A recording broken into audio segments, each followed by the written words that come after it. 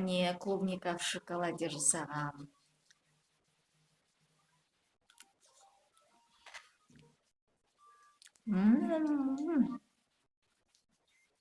Рецепт каналда бар.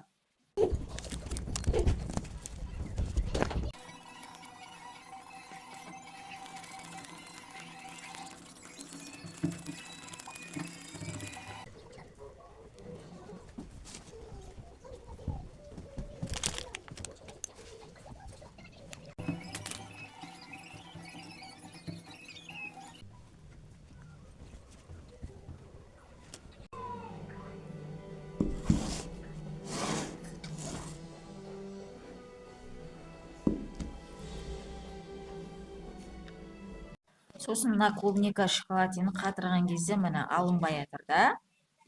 Осы тез алынсын десеңіздер, мына тарелканы клубника салатын холодильникке салып қойып, сосын барып үстіне клубниканы қойсаңыздар, тез